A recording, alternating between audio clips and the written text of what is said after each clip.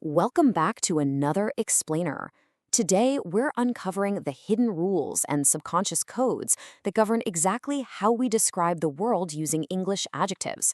We're taking a deep dive into the architecture of the words we use every single day. We tend to think of adjectives as just simple throwaway describing words, but right beneath the surface, there's actually an incredibly rigid, highly complex system at play. Okay, let's kick things off with a seemingly simple question that literally breaks the brains of native speakers and reveals that language is actually a secret blueprint. Why does saying big red dog sound perfectly fine to our ears, but saying red big dog sounds, well, undeniably wrong? I mean, if adjectives just independently describe nouns, shouldn't the order be completely interchangeable? The fact that it isn't hints at a massive hidden structural framework. So, here is our roadmap for today. We'll start by differentiating adjectives from adverbs, look at where they physically sit, uncover that secret adjective order, break down how we make comparisons, and finally explore their deep philosophical meaning. Let's get right into it. All right, Section 1, Adjectives versus Adverbs. Let's distinguish our core tools. Here is the fundamental contrast we have to start with. Adjectives give life to nouns, while adverbs breathe life into verbs, other adjectives, or even other adverbs. If we look at the phrase, a careful driver, the adjective careful attaches directly to the noun driver, right? It defines the person. But if we shift the structure slightly and say drives carefully, the adverb carefully modifies the action, the verb itself. It's a really clear division of labor in our sentences. But what's really fascinating here is how some words stubbornly refuse to take that standard ly ending, or they completely change their meaning when they do. The standard rule of thumb is to just add ly to an adjective to make an adverb, but exceptions are literally everywhere. Good becomes well, and words like fast, hard, and late, they stay exactly the same whether they're adjectives or adverbs. Think about it. If you add ly to hard to make hardly, you aren't describing working with great effort anymore, you're just saying barely. The structural rules are strict, but man, the exceptions are interesting. Moving right along to Section 2, adjective placement, and where they actually physically sit in a sentence. If you've ever wondered why we can say both the pretty girl and the girl is pretty, well, it's because adjectives can occupy two distinct architectural spaces. When an adjective is placed immediately before the noun it modifies, it's sitting in the attributive position. But when it's placed after a linking verb like is, was, or looks, it's functioning in the predicative position. Those are your two primary slots. Now, the crucial point here is that while most adjectives can happily do both, we have these secret shapeshifters that can only sit comfortably in the attributive position, right before a noun. Look at words like live, mere, or elder. You can talk about a live animal or my elder sister, absolutely, but you would never hear a native speaker say, the animal is live, or my sister is elder. Those specific adjectives are locked into place by the hidden rules of English.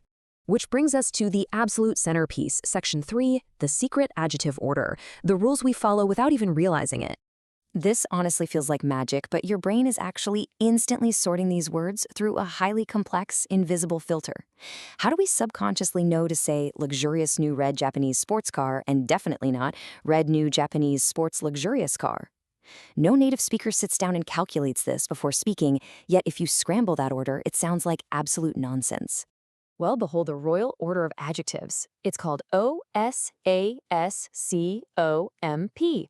This is the rigid formula that dictates exactly how we stack our descriptions. It goes like this. Opinion comes first, followed by size, age, shape, color, origin, material, and finally purpose. So, beautiful is an opinion, big is size, old is age, round is shape, red is color, American is origin, wooden is material, and cutting is purpose. That is literally the hidden track your brain runs on every time you describe something with more than one word. And for our viewers who might be familiar with Vietnamese, you can actually permanently anchor this secret code into your memory using a highly sticky, really fun mnemonic.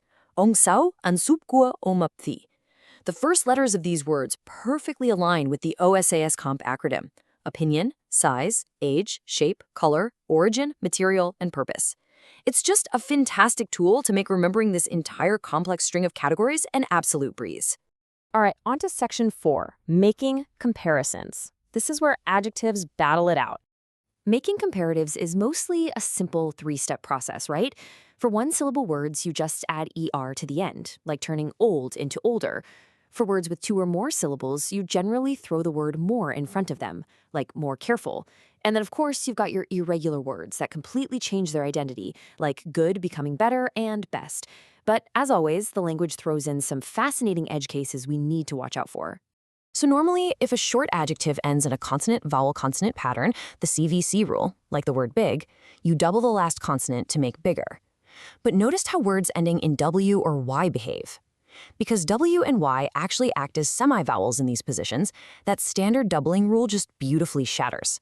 So for a word like new, you absolutely don't double the W, it simply becomes newer. It's a case of phonetic reality totally overriding a spelling rule. And this brings us right to the elder versus older paradox, proving that even words with identical meanings are forced to obey structural rules. As the British Council notes, while elder and older mean the exact same thing, their usage is strictly separated. Older can be used anywhere, but elder is locked into that attributive position, meaning it must come before the noun, and it's specifically reserved for talking about family relationships. You can say my elder sister for sure, but never she is elder than me. Finally, we are entering Section 5, the deep meaning. We're getting into lexical semantics now, where things get incredibly abstract. We often just assume adjectives add completely independent facts. With intersective adjectives like Canadian surgeon, the traits really are independent. The person belongs to the set of Canadians and they belong to the set of surgeons. Simple enough. But with subsective ones like skillful surgeon, the adjective's meaning actually relies entirely on the noun it is touching. Think about it. A skillful surgeon isn't just a generally skilled person who happens to be a surgeon. They are skillful specifically at the act of surgery. The adjective is literally feeding off the noun. Which leads to this seemingly simple question that completely breaks the intersective rule and exposes the ultimate paradox of language. Is a small elephant bigger than a large mouse? Well, if small and large were absolute intersective categories, this wouldn't make any sense at all. If an elephant is in the small set and a mouse is in the large set, technically the mouse should be bigger. But of course we know that's not true. So the crucial point here is that our brains dynamically adjust the standard of measurement in real time based on the specific category of the noun.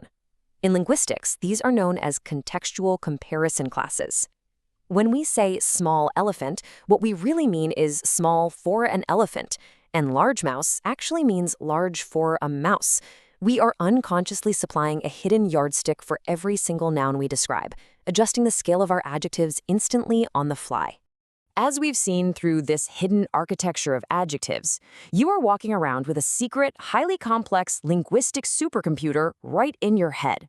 From subconsciously stacking adjectives by opinion and material to dynamically scaling the size of elephants and mice in real time, you're processing incredible algorithms every single time you speak.